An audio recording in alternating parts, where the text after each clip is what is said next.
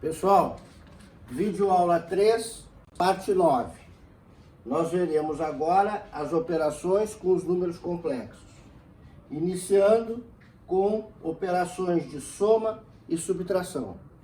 Essas operações de soma e subtração, matematicamente, elas só são possíveis de realizar com os números complexos expressos em notação retangular. O que significa isso? Significa que em notação polar não há metodologia, não há regra desenvolvida para uma solução matemática, para uma solução analítica de soma e subtração com notação polar. Quando se for realizar uma soma ou uma subtração com notação polar, a única metodologia possível é aquela metodologia gráfica. Utilizar uma escala, um transferidor para registrar os fasores nos devidos ângulos, né? E montar aquela regrinha do paralelogramo para achar os valores resultantes. Matematicamente, a soma e subtração só é possível então com notação retangular.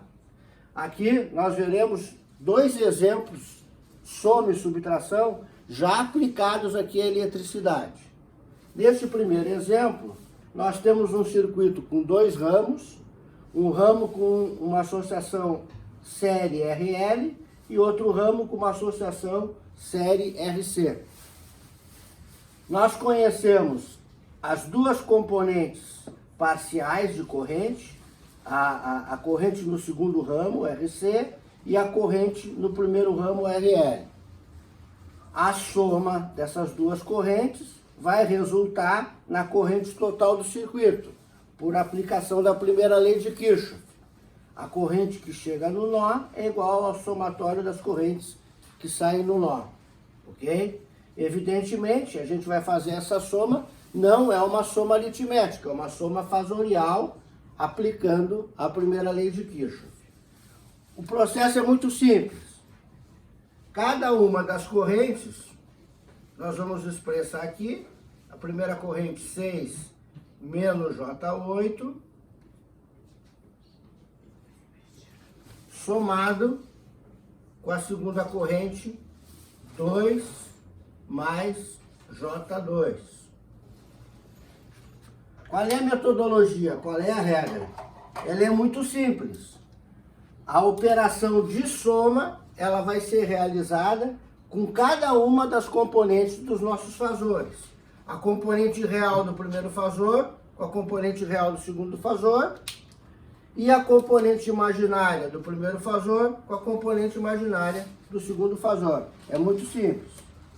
Então, no nosso caso, nosso fasor corrente total vai resultar em 6 componente real do primeiro fasor, 2 componente real do segundo fasor, vai resultar numa componente real total 8. Componente imaginária do primeiro fasor, menos J8. Componente imaginária do segundo fasor, mais J2. A soma vai resultar numa componente imaginária total, menos J6. Então vejam, a corrente total desse circuito, resultante da soma das duas correntes, expressas aqui em notação retangular, resultou em 8 menos J6 amperes. Se nós colocássemos um medidor de corrente aqui, para medir essa corrente total que nós calculamos, um amperímetro, este instrumento, este amperímetro, ele não ia registrar nem 8 amperes, nem 6 amperes, porque o instrumento ele vai medir o valor eficaz, o valor RMS da grandeza. E toda a grandeza, ela tem a sua magnitude expressa na notação polar. É lá na notação polar é que vai aparecer a magnitude da grandeza, o módulo da grandeza, né? Que equivale à hipotenusa do triângulo, né?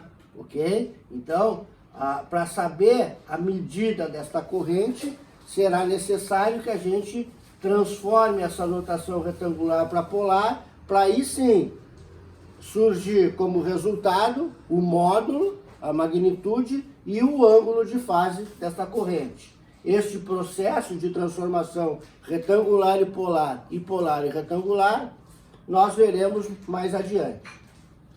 Vamos passar agora para o segundo exemplo, uma subtração. O mesmo tipo de circuitinho, aqui nós temos um circuito de 2 ramos também, um ramo RL série e um ramo RC série. Neste caso aqui, nós conhecemos o valor da corrente total do circuito, expressa aqui em notação retangular, 10 menos J2 amperes, e conhecemos um dos valores parciais, o valor do ramo RL série, 6 menos J8 amperes. Desejamos calcular a corrente nesse segundo ramo série RC. Ora, por aplicação da primeira lei de Kirchhoff, a lei dos nós, né, nós teremos que, para obter o resultado dessa corrente parcial, nós deveremos subtrair da corrente total esta primeira parcial aqui no ramo RL série. Ou seja, esta nossa corrente no segundo ramo, ela vai resultar da subtração da corrente total, que nós estamos registrando aqui, 10 menos J2 amperes, subtraído dessa corrente parcial no ramo RL série, 6 menos J8 amperes. O processo, a exemplo do processo da realização da soma, também é muito simples e idêntico. Nós vamos operar a subtração entre as componentes reais de cada fasor e entre as componentes imaginárias de cada fasor. Entretanto, observem aqui que este sinal de menos aqui antecedendo essa segunda corrente, ele vai provocar uma inversão no sinal das componentes que estão lá dentro, né? Ou seja, este 6 aqui é positivo, esse sinal de menos vai transformar no sinal negativo. E esse 8 imaginário, J8 imaginário, que é negativo, ele vai ser convertido para um sinal positivo, em função desse sinal de menos da nossa operação de subtração antecedendo o número, ok? Então, agora, expressando todos os termos, nós teremos, vamos repetir aqui, o número 10 real, componente da primeira corrente, o número imaginário menos J2, imaginário da primeira corrente, e agora, este 6, número real, ele ficou negativo. E este J8 imaginário, ele ficou positivo. Então, agora procedendo à aplicação da regra da subtração, 10 número real, 6 número real, a subtração resultou no número real 4.